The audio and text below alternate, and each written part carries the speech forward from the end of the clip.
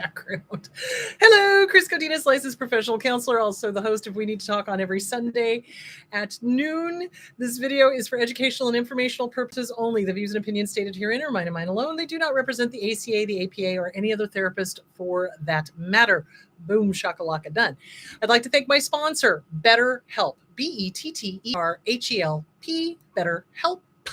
BetterHelp.com/Chris Godinez. They're an online therapy company. They are international. They are everywhere in the world. If you need to get to a therapist, go to BetterHelp.com/Chris Godinez. Fill out some questions. They'll place you with a licensed master's level or PhD level therapist in your state or one that can do international. So there that is. Thank you, BetterHelp.com/Chris Godinez. Hi, guys. Hi, everybody. Lucky is hanging out in the background. I hope you guys don't mind. So you may notice that we are not in our normal spot. John and I are trying to stay the hell out of the heat. So that's kind of the current event for today. So Phoenix is, thank you, Lucky. Phoenix is going into its, I think, 15th day of over 110. Now that is unusual. It is about to break a record that's been ongoings. I mean, that's not been broken since 1974.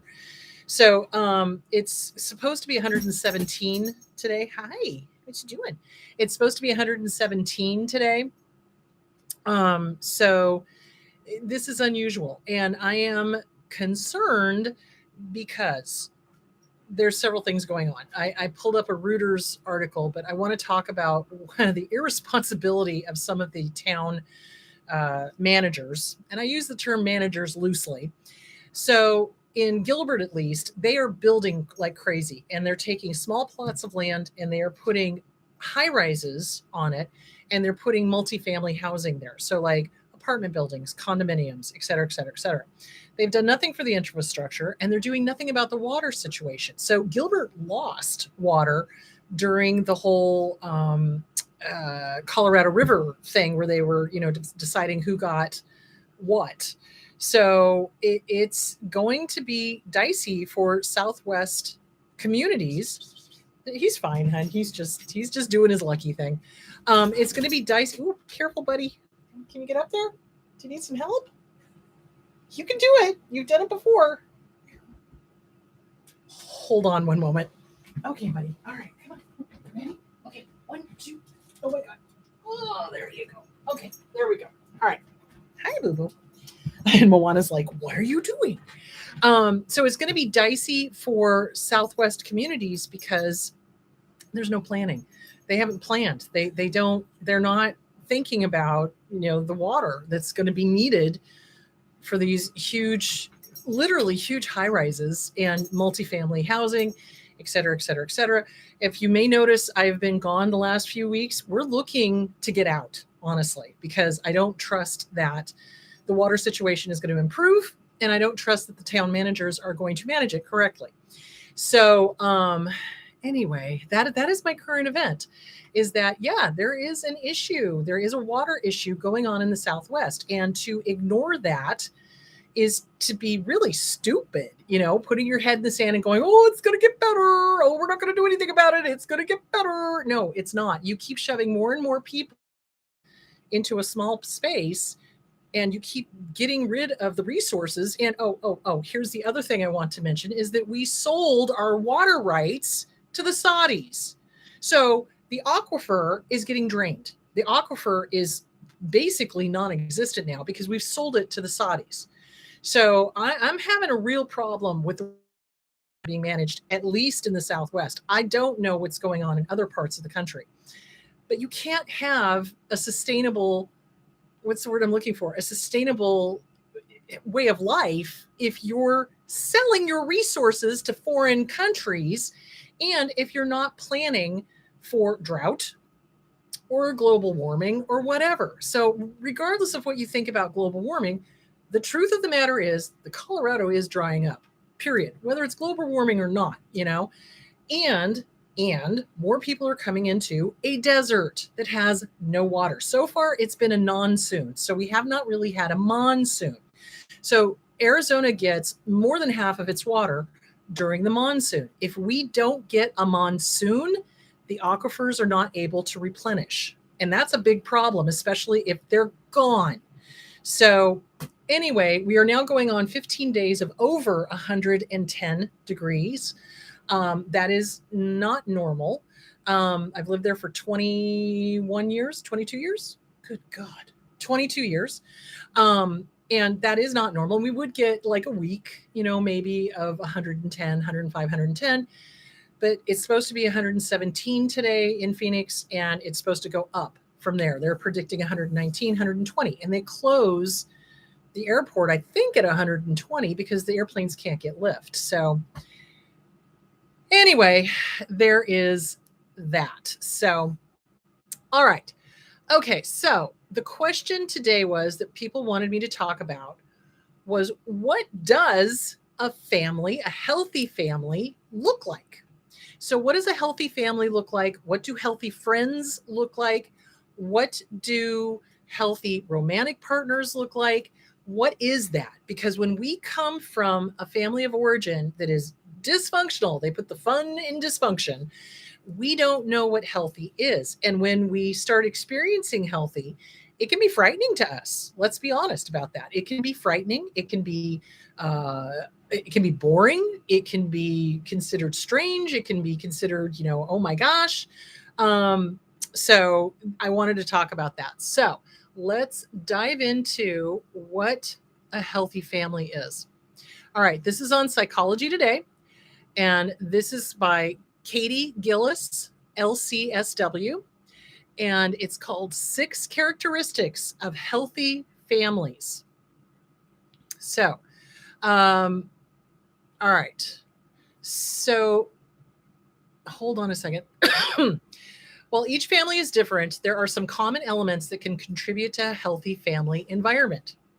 Respecting opinions and personal needs, as well as showing respect, are all part of healthy family systems. So I want to talk a little bit. I'm going to break this down and talk about a little bit of each. So in an unhealthy family, there's no respect, there's no boundaries, and they sure as heck don't respect differing opinions. So in a healthy family, there's great communication, like really good communication, lots of I statements, lots of feeling statements. I feel, lots of acknowledgement of, lots of acknowledgement of the other person. I hear what you're saying. Let me make sure you understand that I get what you're saying and that you get what I'm saying. So there's lots of reflective listening.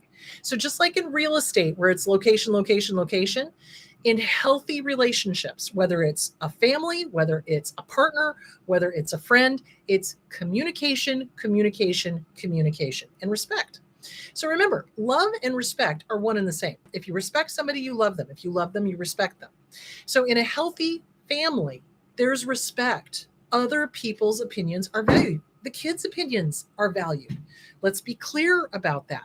So when a child says, for example, I don't like Brussels sprouts, please don't make me eat those, the parent will go, okay, we'll try a little bit. Okay, you don't like it. Okay, let me get a different veggie. Let's do something like that. You don't have to eat the Brussels sprouts. Never force your kids to eat stuff they don't like. That's how you create eating disorders, guys. I'm not kidding you.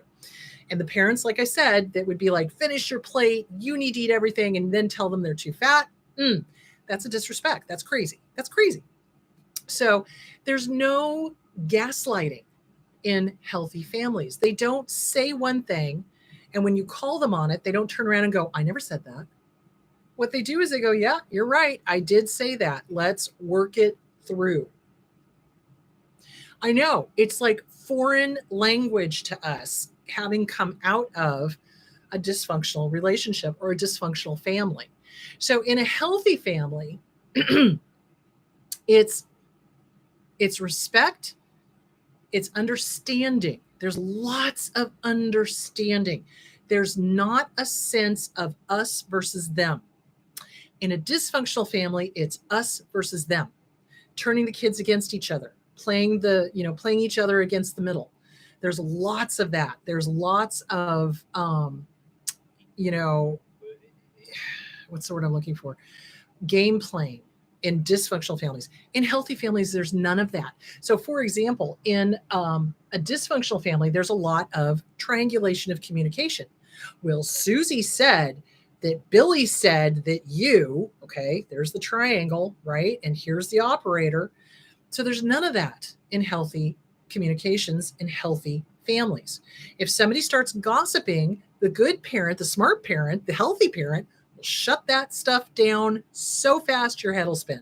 Nope, we're not going to talk about other people. And if we are, then we're going to get them on the phone and we're going to clear this up right now. So there's none of that communication of, triangulation of communication. So let me go back to the healthy 6 characteristics of healthy families. Respecting opinions. Okay. Okay. Respecting healthy emotional and physical boundaries. Children and other family members have privacy. Man, I had none of that in my family. There was no privacy. And all members understand and respect that. In healthy families, parents do most of the emotional work with their children by modeling empathy, self-control, and appropriate behaviors in response to emotions or stress. The role of the child is to learn. So, in unhealthy families, what they do is they expect that kid to be a mini adult. And they expect the kid to know stuff just out of the blue. You should have picked it up from the airwaves. Seriously. So when a child misbehaves or is having big emotions, the parent comes unglued when the kid's like maybe 3 years old, right? 3, 4, 5, 6, 7, 8, even 10. Kids don't have the cognitive ability to do the heavy lifting with the emotions. They get huge emotions and they don't know what to do with them. So it's our job as a healthy parent to do the heavy lifting and show them. This is how we deal with big emotions. This is how we have understanding. This is how we have compassion. This is how we have empathy. And this is how we have good boundaries. We teach them. It is the role of the child to learn. It is our role as healthy adults to teach them with compassion, with patience, with love, with kindness, which is something that abusers don't do. They're impatient. They're not kind. They're expecting you to act like an adult when you're 3, and that's not normal. None of that is normal. So a healthy parent is patient and kind and loving and, hey, you're having a big emotion. Let me help you with that. Let me teach you how to deal with big emotions, because big emotions are hard for adults too. Instead of stop your crying, you don't get to have an emotion, you're wrong, how dare you, and I've seen abusers do that. I've experienced abusers doing that. Okay, back to healthy families. Hold on. Seeing each family member as an individual with their own opinion. Everyone is allowed to have an opinion, and all family members should respect and allow those opinions to be expressed and respected. That's not in there, but I'm throwing it in, as long as they are respectful, even if adults make the final decision. In families where there is little room for differing opinions, it is common for children to grow up into adults who do not know who they are, because the parents are always telling them, no, you don't like that. No, you don't want that. No, you don't. So a great example is a kid goes to a grocery store, right? And little kids do this all the time. I want the candy bar. I want that. I want that. Instead of going, yes, honey, I know you want that, and we're not going to get it this trip. We don't have the money for it, or we don't have it budgeted, or it's not good for you, or whatever. But you acknowledge, yes, you do want that. Absolutely. I get it. You want that. And right now, you can't have it. I'm sorry. So you're teaching the kid to learn to live with disappointment, number 1. And number 2, you're acknowledging their want. You're acknowledging I see this, I want this. Okay, I see that you want that. And not this trip. Next trip. We'll do it next trip. But then you have to honor your word and do it next trip. So trust. Teaching them trust. So how many times do parents go, oh, we'll do it next time, and then next time comes and they don't do it? If you're not going to follow through on it, don't say that you're going to do it. You are only as good as your word, and trust is only as good as your word. So there that is. Let me continue. And the opinions. So this is something that is very common in borderline histrionic and narcissistic personality disorders is that it's their way or the highway. And if you don't have the same exact opinion that they do, it's a threat to them. Well, I like it, so everyone has to like it. Everyone has to think the way I do because I'm always right. That's how they think. So when a child says, but I don't like this, but I don't want to go to Aunt Bertha's house or whatever, and the narcissist or the abuser or whoever pipes up and goes, well, but I love Aunt Bertha. You need to love Aunt Bertha. No, the child does not. If the child doesn't like somebody, the child doesn't like somebody. If the child doesn't like going somewhere, then the child doesn't like going somewhere. Well, I'm sorry you don't like going to Aunt Bertha's. You don't have to like it, but we have to go visit. Okay. Acknowledging the child's opinion. Do you see where I'm going with that? I mean, it's not always going to go in the child's direction, but acknowledging the child's opinion. And personality disordered people have an incredibly difficult time accepting that somebody doesn't think the way they do. That's why they do all the heinous things that they do, because that's what they would do. But then they say, oh, well, you were going to screw me over. You were going to do this. You were going to do that. No, they're talking about themselves. They cannot imagine that we have a different inner life than they do. Seriously. So in healthy families, differing opinions are not only accepted, they're encouraged. What do you think? How was your day? What do you think about this? What do you think about that? There's conversation. There's not just a monologue by a freaking abuser. Does that make sense? So at the dinner table, for example, there's conversations. It's like, how was your day? What did you do? What was the fun part of your day? I love my nephew, Vernon, does this great thing with his kids. And I've adopted it. And I do this with all the kids now. We go around the table and we say what the best part of the day was, what the worst part of the day was, what we'd like to do again, what we never want to do again, right? And then we discuss, it's like, well, tell me more. And what about this? And what about that? Oh, cool, and I understand. And, that kind of thing. So it's a conversation. And the kids feel a part of the community. They feel a part of the family. How many of us grew up with authoritarian parents where they were God and we had to sit at the little kids table and the adults had adult conversations and the kids were over here? Or if the kids were at the table, they were to be seen and not heard on so many different levels. And that's not a healthy relationship. A healthy relationship is inclusive. A healthy relationship is, you are my progeny. You are my children. I love you and I want to hear about your day. Authoritarians are like, oh, I had such a hard day and I'm going to give you a monologue on how hard my day was and I don't want to hear about your day. That's not parenting. That's dictatorship. Thank you. So, and that's what they do though. That's what abusers do. So it's really important to include your children. I mean, they're only going to be young ones, guys. I cannot tell you the importance. Kids are all about experiences and emotions. Experiences and emotions. And those are the things that they're going to remember. When I am long gone and I am dust in the wind, I can guarantee you all of the little ones that I've had in my life are going to be talking about how fun it was to have conversations with Aunt Chris and Dad and Mom and Uncle John and, this, that, and the other thing, and doing this fun thing and talking about. That's what they're going to remember.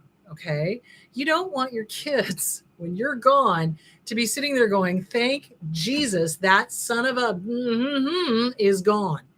You know what I'm saying?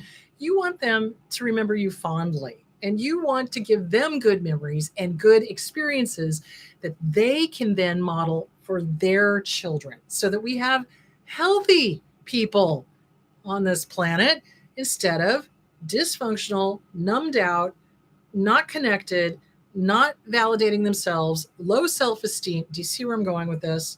Healthy families are so important. Communication is so important. Inclusiveness with the kids is so important for their self-esteem, for their well-being. You're modeling for them how to be an adult, how to be a person, and differing opinions. You're teaching them how to handle differing opinions. Funny how adults in this country can't do that. If there's a differing opinion, it's an attack. you're stupid, you're this, you're that, blah, blah, blah, blah, blah, instead of, well, tell me more about your differing opinion. Well, I don't agree with it, but I understand why you're having it. Simple manners, guys. Simple manners. And interest in the other person. And that's the weird thing, is that when people become split, right?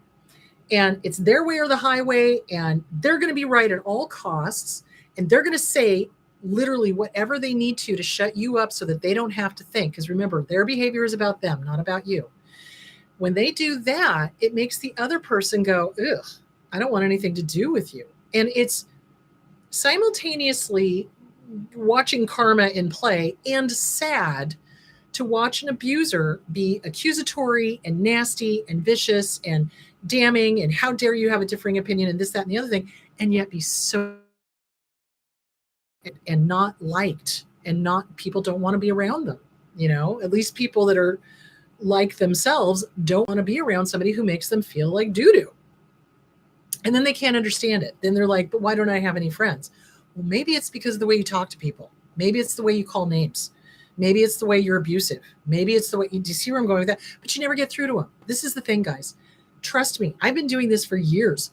Abusers do not change. They don't. They would rather go to the grave, right, as opposed to going, I screwed up. How can I do this differently? How can I make amends? How can I make this easier? How can I make this better? So there is that. So healthy people acknowledge when they've screwed up. Healthy parents tell their kids, that was the wrong way for me to react. I'm sorry I yelled. That was totally incorrect. You're not the problem. You're not the problem. I'm having a stressful day and I shouldn't have taken it out on you. It's going to happen, guys. But own your own stuff. Your little ones are not responsible for your emotions any more than you were responsible for your parents' emotions. How are we doing on time? Okay, let me get through this because I got a couple more articles. Okay, setting consistent, fair, and age-appropriate rules and expectations. All families have rules, and it would be normal to find homes with different sets. But rules that are inconsistent and not age-appropriate create an environment of confusion and chaos. Children are still growing and learning, so a caregiver's expectation of them should not be the same as their expectations of themselves or other adults. And I talked about that earlier. Okay, meeting each person's needs appropriately. Ooh, let me turn off the sound. Meeting each person's needs appropriately. All members are concerned with the health and well-being of others, but in an age-appropriate way. Parents provide emotional care for the children, not the other way around. As best they can, other members also seek to meet their other family members' needs. So here's the deal. How many times did we, as children of abusers or narcissists or borderlines or histrionics or whatever, how many times did we end up being the adult at age 6? A lot. How many times did we realize that we were the caregivers because mom and dad were too busy with their own emotional storm, or mom and dad were incapacitated by drugs or alcohol, or mom and dad or whatever, okay? So the kids end up being emotionally responsible for the adults as opposed to the adults being emotionally responsible for the children. That is too heavy of a burden for a child to carry, adult emotions. It's too heavy. Kids can't cope with it. They cognitively do not have the skills to do so. So this is why it's really important to work on the inner child workbook and get all of that caregiving and that parentifiedness dealt with so that it does not get handed down to the next generation. So adults are responsible for their own emotions. They do not make the children a second parent, a second spouse, responsible for caretaking little ones, especially when they're little ones themselves. We've talked about all this. So yeah, super important. Okay, hold on. All members of the family feel safe and secure. Children in healthy families feel safe, learning, making mistakes, growing. They have a healthy understanding of mistakes and understand that they will not be challenged or punished. I'm adding punished. Their security or safety is assured. Love is unconditional. So in abusive families, if you make a mistake, we've talked about this, they will rub your nose in it. Mistakes are not allowed. You know, you're bad, you're wrong, you're stupid, you're this, you're that, name calling, blah, blah. So, but mistakes are the way we learn. That's how we learn. Earth is school, guys. When you're a little one, Earth is school.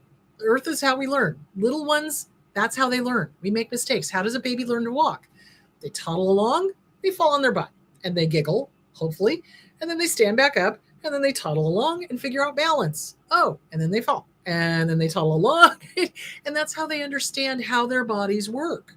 That's how they understand how to have balance, quite literally, how to walk, how to balance, how to duck under the table, how to, do you see where I'm going with that? So mistakes are allowed, but with an abuse, no, mistakes are punished or made fun of or whatever, and you never feel safe. So if you're wondering why so many of us come out of an abusive family and we have perfectionistic issues, perfect pictures, we have to be perfect, we have to be perfect, we have to be perfect, that's the reason why. Because we got punished when we weren't perfect, right? But the truth of the matter is, none of us walk on water unless it's frozen. And even at that, I have a hard time with it. But you know, you know what I'm saying? It's like you make mistakes. That's how we learn. You correct the mistakes, you make amends, you do what you need to, clean it up, and move on.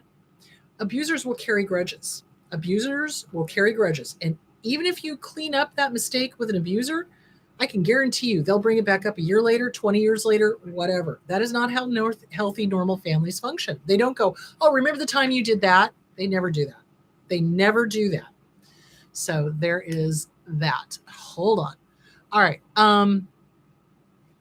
Healthy families expect mistakes and are forgiving of them in a healthy way. The family members understand that we are all human and learning and growing. Conflict is handled in an appropriate and safe way, with adults modeling appropriate ways to manage disagreements and disputes. These families explore mistakes to understand and improve instead of winning or shaming people. Children that understand they will be punished for unacceptable behavior, but that they will also be forgiven for making mistakes instead of having them held against them for years after. So if you do unacceptable behavior, there's consequences. I would change the word punishing to consequences. There's consequences for unacceptable behavior, but those mistakes will not be held against them years after. So take a moment to think about your family history. And if you remember any of the above characteristics, often people who experience family of origin trauma will not have these experiences. Raise your hand. Hello.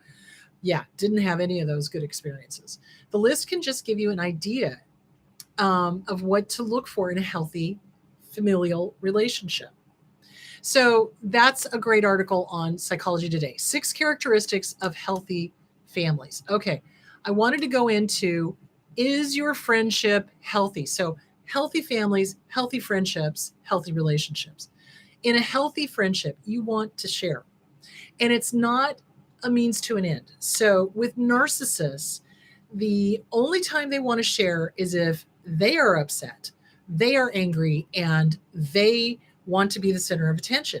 They don't ever, there's always an agenda. There's always a reason why they're getting a hold of you. They want something, right? Emotionally, monetarily, whatever. With a friendship, with a healthy friendship, you just shoot the breeze for no reason. Like there's no agenda. Like, how was your day? What are you doing? Hey, are you going to go see the Haunted Mansion movie? Great, cool, let's go. That's that kind of thing. You don't call necessarily to be like, I want something or, whatever. You just call to just chit chat and enjoy each other's company. There's no expectation. There's no guilt tripping. And the same thing in families. There's no guilt tripping. There's no guilt tripping. There's no making a person wrong for taking care of themselves. Absolutely. Same thing with friendships. So there is that. Okay, when you want to share, you just call them up just to have the conversation. And you do things like, you share memes or you share funny stories or jokes or whatever. And it's just this sense of camaraderie. With a narcissist or an abuser, there's never a sense of camaraderie. There's never this sense of we're in this together. It's always kind of like predatory. It's like, you feel like they want something, or they need something from you, or it's conditional. Again, friendship is unconditional. Friendship is unconditional. It's like, it's respect. It's respect based. It's not like do this and I'll like you. It's like, hey, I just like hanging out with you. That's a friendship. In a true friendship, you seek out each other's advice and opinions and help, and you do so equally. It's not one-sided. It's not one's the savior and one's the victim. It's like it's equal. You go to each other and chit chat and talk things over. You feel connected. You have lots in common, but not in a love bombing kind of way. They have their own thing, you have your own thing, but you also have things that you enjoy doing together. So it's not like, you like ice cream, I like ice cream. You like to ice skate, I like to ice skate. It's not like that. It's like they have their stuff that they like to do. You have your stuff that you like to do, but then you also have things in common that you like to do. You enjoy your time together. It never feels draining. So something to think about is, how do you feel after you've been with people? Do you feel exhausted? Do you feel drained? Do you feel, or conversely, if you're with somebody healthy, do you feel energized? Do you feel happy? Do you feel supported? Do you feel heard? Do you feel validated? So healthy friends validate, support, hear you. They're there for you. They're not just fair weather friends. They're not just there when it's convenient for them. So think about how you feel when you're with people. And people who are disordered tend to be very draining, because it's literally me, I, more my genitals. That's all they care about. And the other thing of it is too, is that in a healthy relationship, each party talks about what they're doing and listens to what the other one is doing. In an unhealthy friendship, the other person starts to talk after hearing this person share, and the narcissist or the abuser will then change the conversation so it comes right back around to them so that they get to talk again. So that's something to watch out for. Healthy friendships don't do that. They allow each party to share and talk about things and not keep bringing it back to them. So that's something to watch out for. Okay. You think about them fondly. You feel supported. You have good memories. Healthy friendships are not fostered by accident. It takes intentional effort to develop a strong bond. When your relationship is healthy, you are happy to invest your resources. You make time in your busy schedule. You're there to support them. When you're exhausted, you trust that you wouldn't need to monitor interest if you loaned them money. I'm sorry. Read that wrong. You make time in your busy schedule. You're there to support them when you're exhausted, and they do the same for you. You trust that you wouldn't need to monitor interest if you loan the money. In other words, there's trust, there's respect. In unhealthy relationships, you may be wearier, you may be exhausted, you may not trust them. There's a lack of trust, accountability, and respect. So think about how you feel with people. You feel respected in a healthy friendship. You can be yourself and have your own opinions. Excuse me. And you're going to see similarities. Okay. One more article, and then we're going to dive into questions. All right. 8 elements of a healthy relationship. And this is by Katie Gillis, LCSW. Due to their long history of normalizing unhealthy behaviors, trauma survivors may struggle to identify healthy behaviors in relationships. Yes. To those who grew up in families with lots of conflict or dysfunction, a first experience in a healthy relationship can feel foreign. So if you read my book, What's Wrong with Your Dad, when John and I first got together and I realized that he was serious and this was serious and we were going to be a thing, we were going to be a couple, I panicked and I looked at him and I said, I want to date other people, because I wasn't ready in my head for a healthy relationship at that point. I didn't think I deserved it. I was still working on my self-esteem. And I freaked out because I'd never been in a relationship where I wasn't struggling, where it came so easily, where it was so comfortable, where it was so natural, where it was so no judgment and, just enjoying each other's company. So when we come out of unhealthy families and we get into a healthy relationship, we are going to freak out because we're going to be like, oh, wait, no, because we don't know how to react. We don't know what's going on. The other thing that happens is we think they're boring. We go, oh my God, it's so boring. Well, why? Let's take a look at the family of origin. If the family of origin was drama, drama, drama, drama, drama, and your relationship is not drama and it's good communication, I statements, lots of feeling, lots of talking, lots of inclusion. Hello, does this all sound familiar? It can feel foreign. It can feel boring. It can feel weird. It can feel whatever. So these are all things to start writing down and talking about to your therapist. Seriously, if you're having these thoughts about a healthy relationship. Hold on, there's more. Okay. Mutual respect for each other's boundaries. Again, this is the same thing in healthy families. Open communication. That's, again, same thing in healthy families.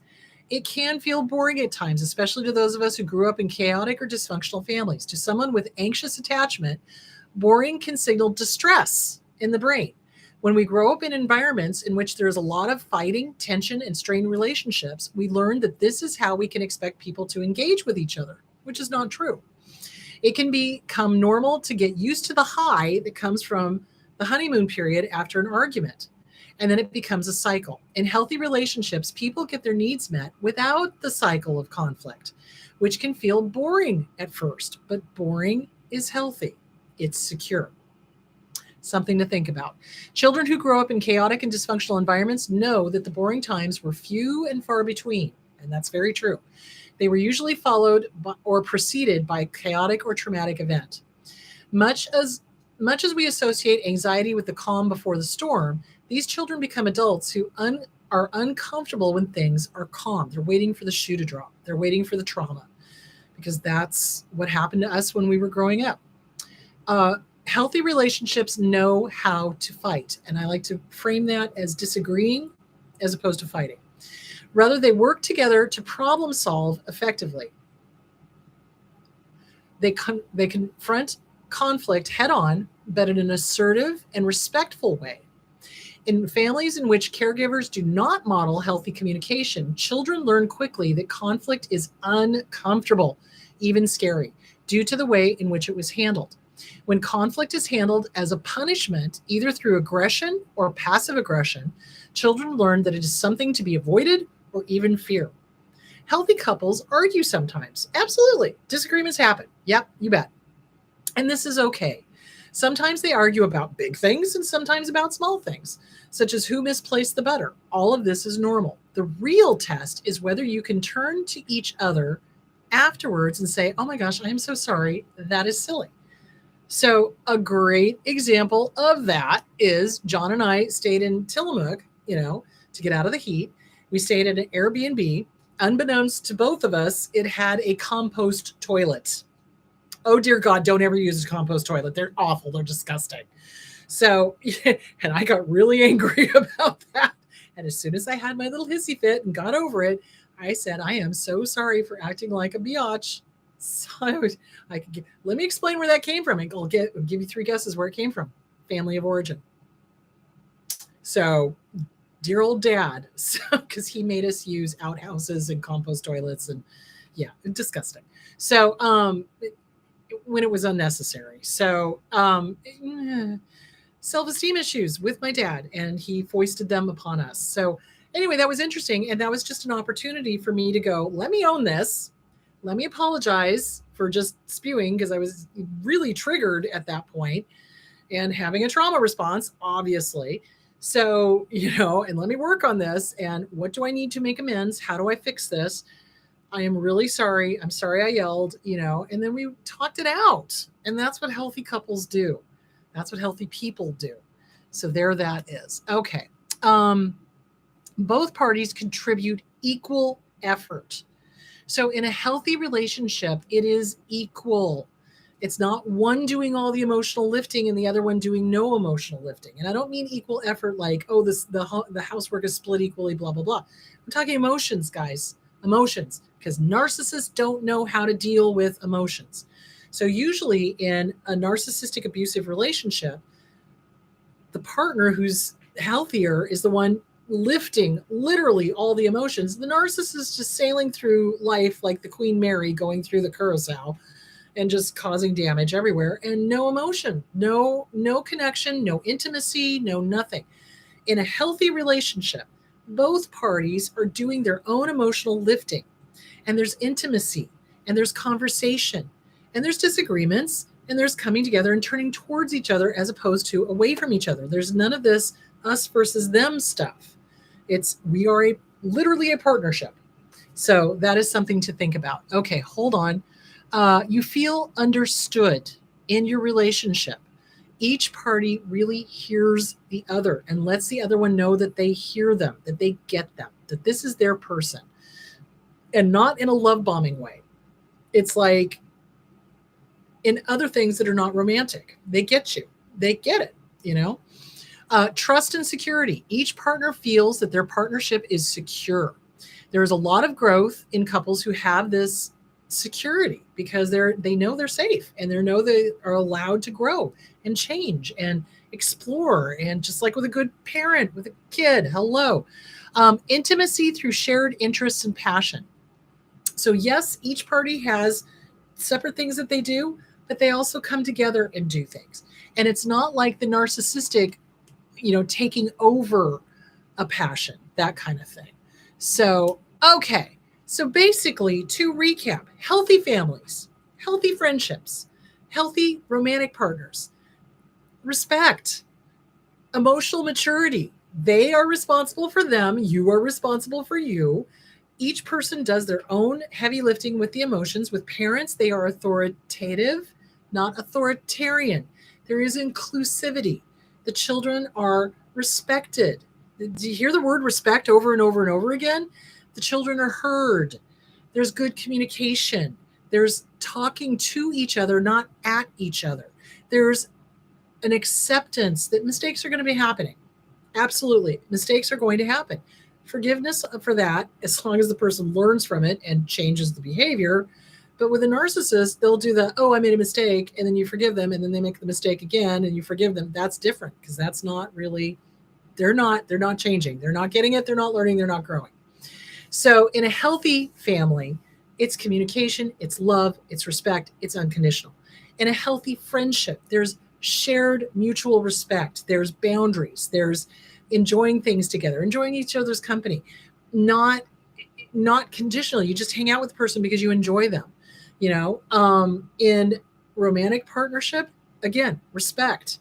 They have their own life, kind of, their own interests. You have your own interests. You come together, you do shared things. Great communication, willingness to tackle the hard discussions, willingness to have confrontation, which I like to reframe as clarification. So we get this fear of confronting because, like I said, we have this bad connotation to it. We've got to change that. It's okay to have disagreements. It's okay. It's going to happen. It's going to happen. You are not them. They are not you. There's going to be disagreements. It's a matter of having the good communication skills, which I would recommend Fighting for Your Marriage by Markman. All great communication skills. Having that ability to have disagreements and still turn to each other and still love each other and still respect each other, because there's no name calling. There's no I'm right, you're wrong. There's no dying on this hill of which way the toilet paper is supposed to go. I've had couples do that, so it recognizing what is necessary and what is unnecessary and what is more important. And ultimately, what is always more important is people, not things.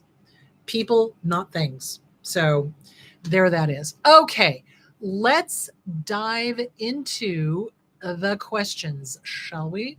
All right.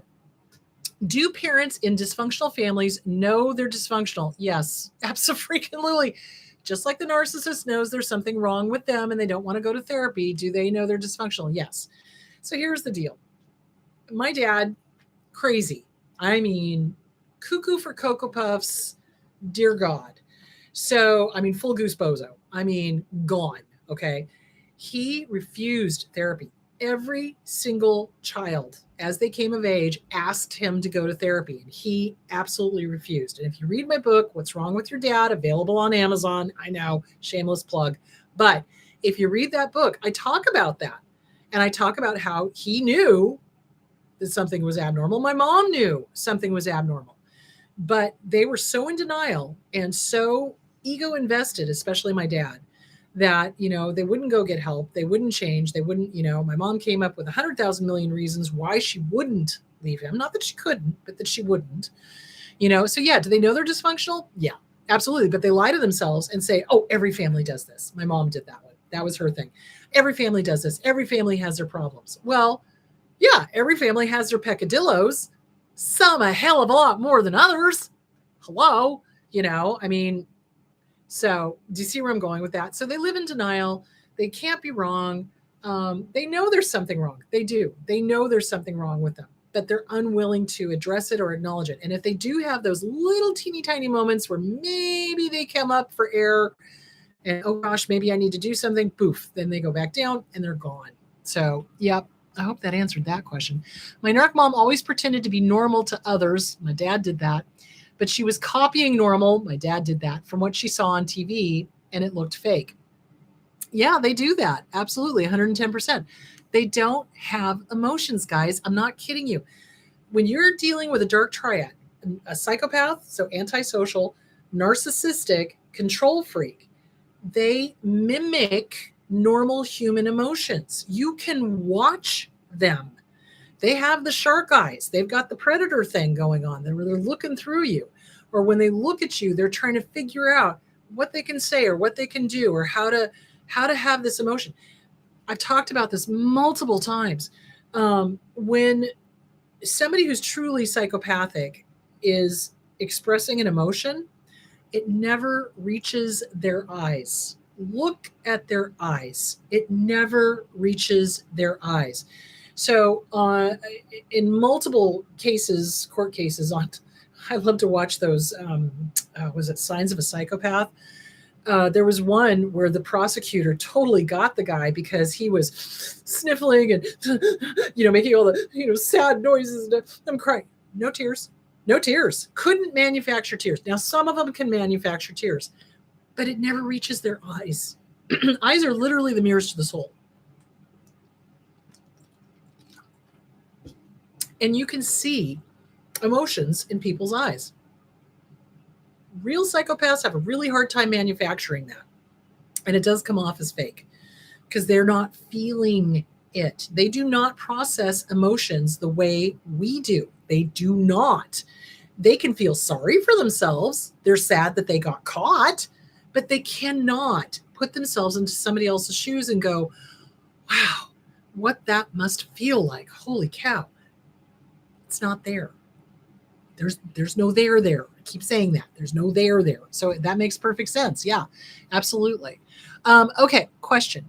When a narcissist admits their intentions with blame shifting projection, like you are just trying to get under my skin, as they call you jealous, selfish, etc., they use whatever keywords they think will bait a defense loop. Why do they do that?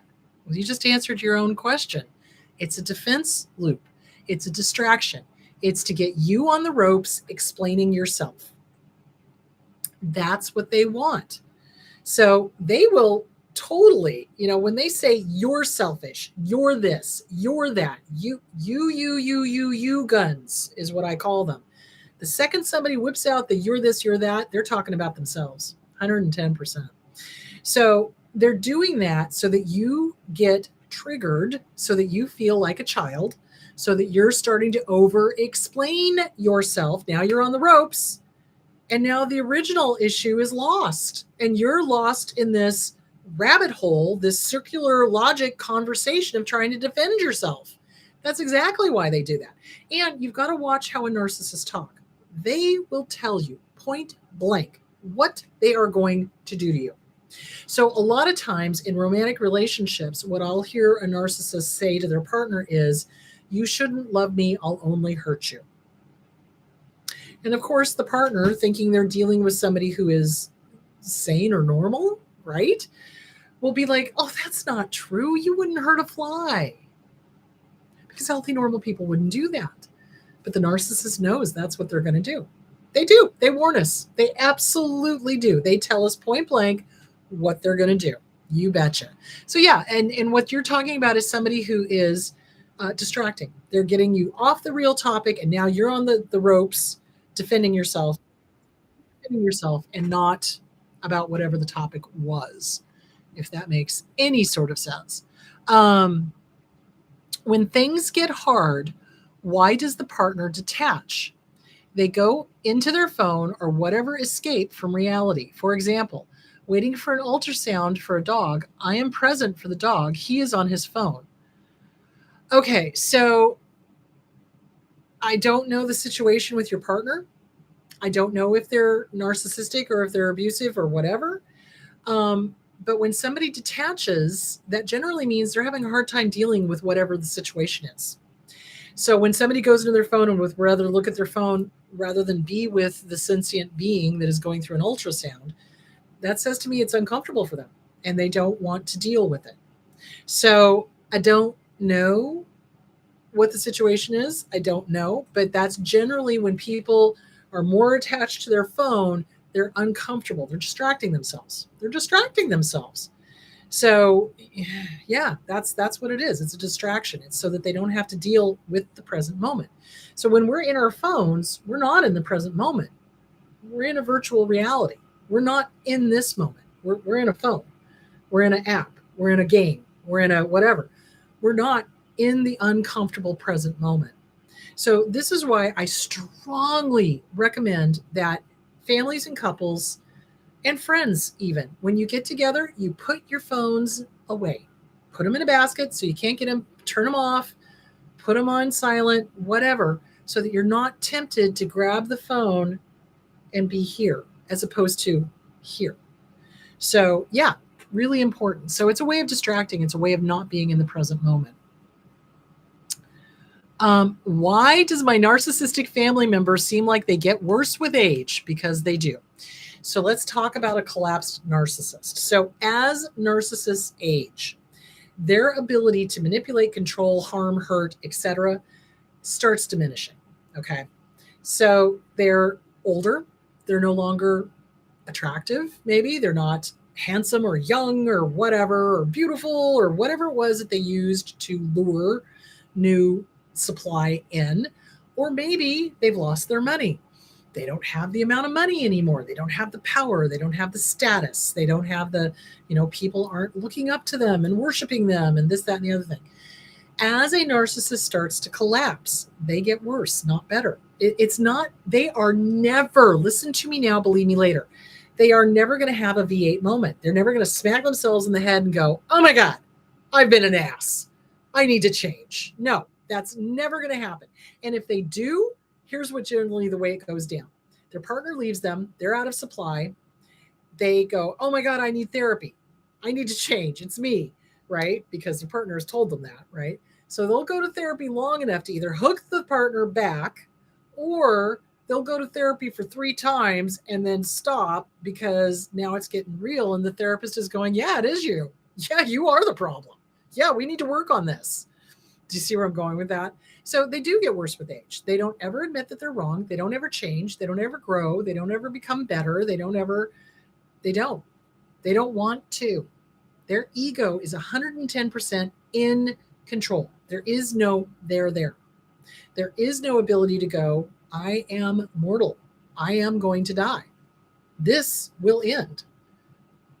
They don't like that. It scares them to death. Aging, dying, frightens them to the core. Why? Because they cannot control it. They have no control over it.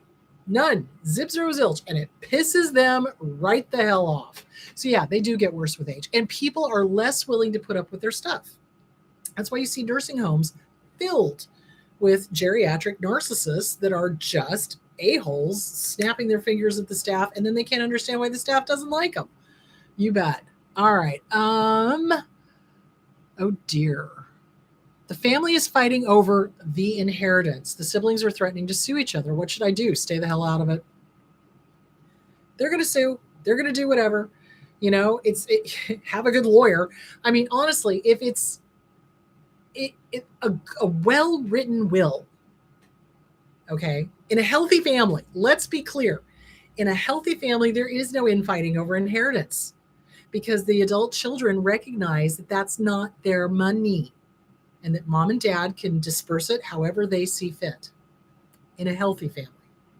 In an unhealthy family, they view it as their money. The narcissists view it as their money. So, a good way to stop that from happening is when you write the will, you first of all have a good attorney write it. And number two, you put a clause in there that if anyone contests it, they get exactly $1.